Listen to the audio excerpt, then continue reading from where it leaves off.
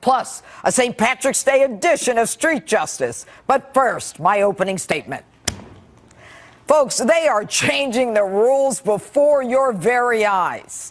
This is bigger than a travel ban, bigger than a debate question. The left is changing black letter law, journalistic standards, and the Constitution in order to satisfy their agenda. They are simply intolerant of opinions that differ from theirs. And so, they burn buildings in their black ninja outfits at Berkeley to stop an invited guest from exercising his First Amendment free speech. They burn the Constitution in their black robes to stop the president from exercising his plenary powers to protect Americans. And they throw journalism ethics to the wind and promote a liar to the Democratic National Committee's vice chair. Their goal? To guilt you into believing you are the racist, intolerant, stupid, uncharitable bigot. But you cannot buy into their narrative. You must stay the course. This week, a judge from Hawaii puts a nationwide halt to the president's second temporary travel ban from 6 Arab countries. Within this new travel ban, religion is not used as a preference or an exception.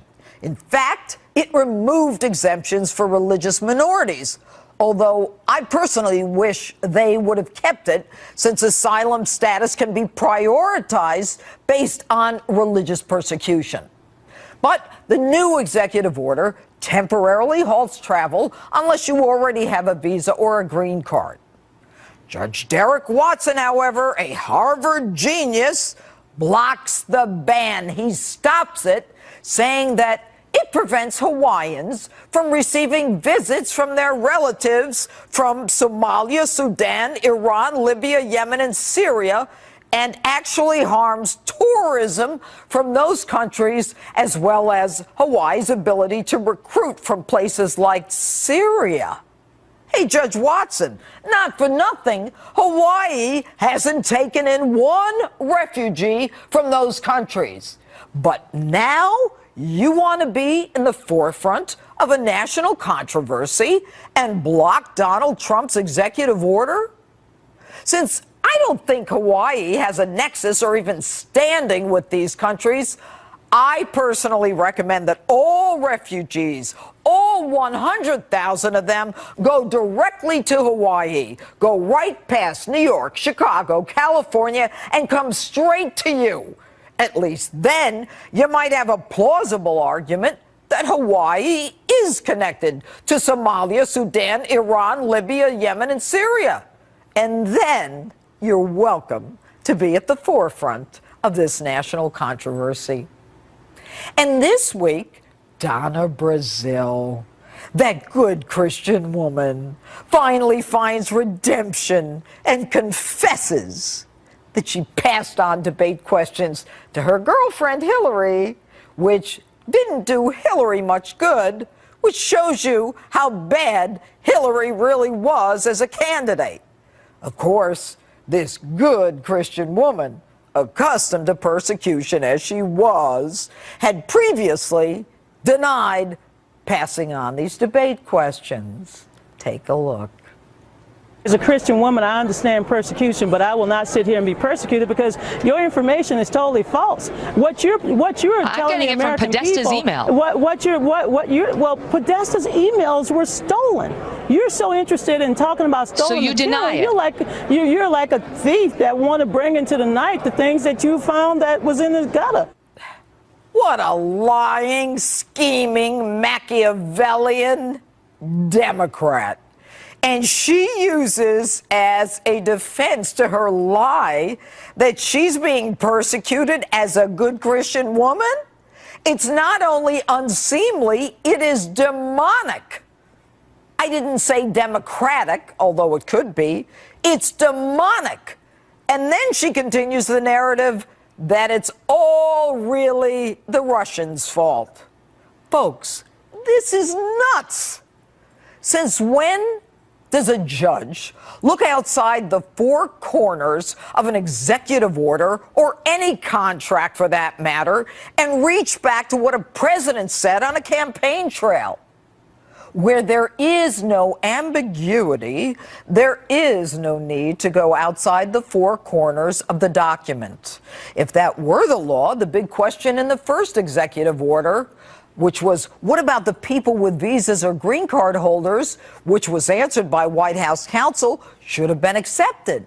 But it wasn't accepted because it wasn't clear in the order itself, and so the judge would not reach beyond the order to find the answer. And to suggest that the First Amendment Establishment Clause actually applies to people in Somalia who are not even citizens, who don't have visas or green cards, that we should wrap them in the cloak of our United States Constitution when they're thousands of miles from our shores, is outright lunacy. Maybe we ought to put them in Section 8 housing and send them over some mobile homes, and they can float over here and be cloaked in the United States Constitution. Look, judges cannot make decisions based upon their politics or their intense dislike for our president. And likewise, journalists like Donna Brazile should not be able to lie their way into the chair of the Democratic National Committee. That in itself should give you pause for what the standards are in that party. You need to stay the course.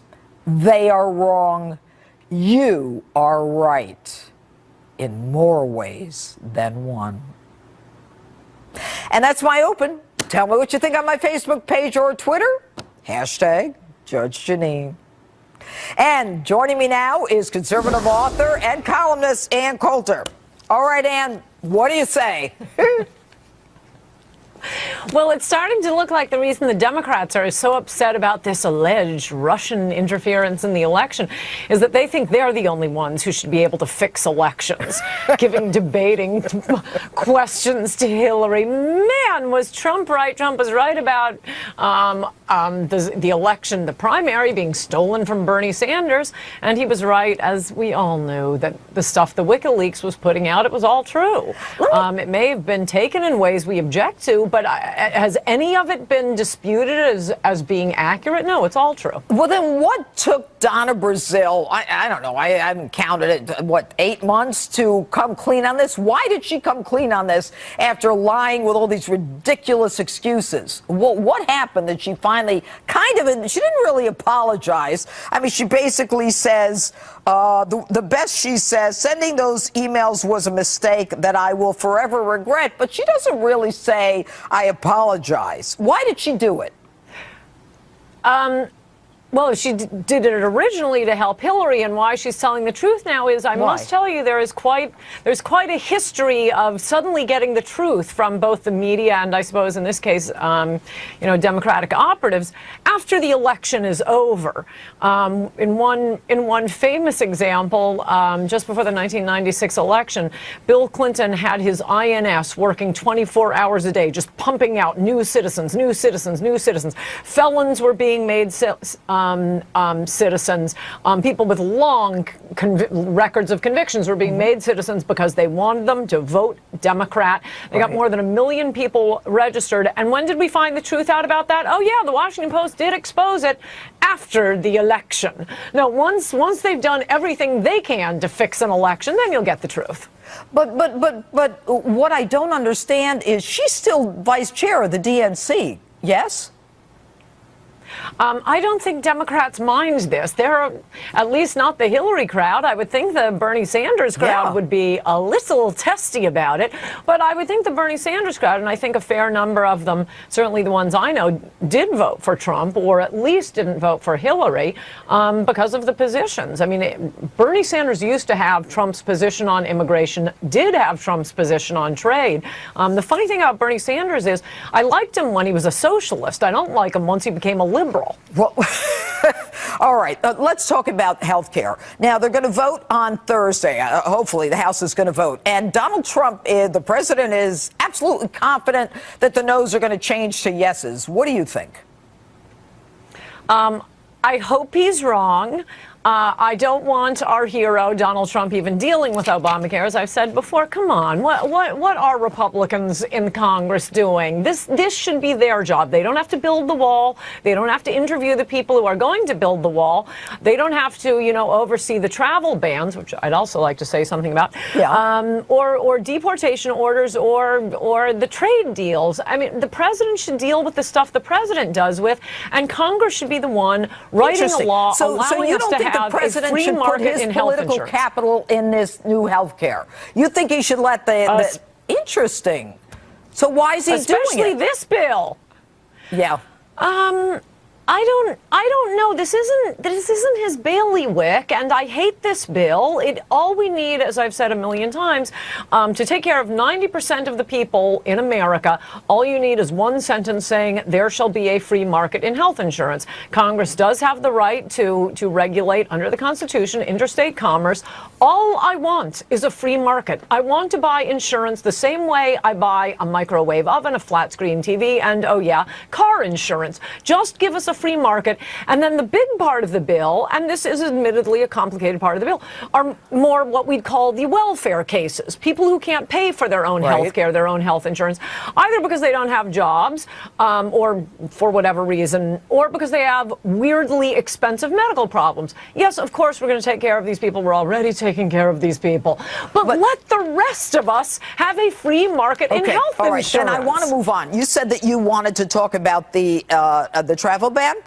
All right, hit it. Yes, because you mentioned it, and you're totally right. These judges should be impeached. Ha-ha, something else Congress should be doing. Impeach these outrageous judges. We were warned we were going to get fascism if Donald Trump became president, and oh my gosh, Judge, we're getting it, but we're getting it from the courts.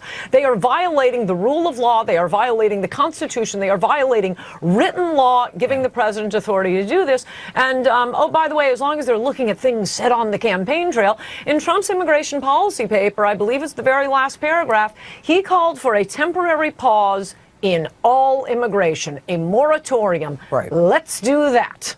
Well, what's amazing to me is I have never heard in contract law or any other law to look past the four corners of a document. Yes. I mean, it's just fundamental first-year law student.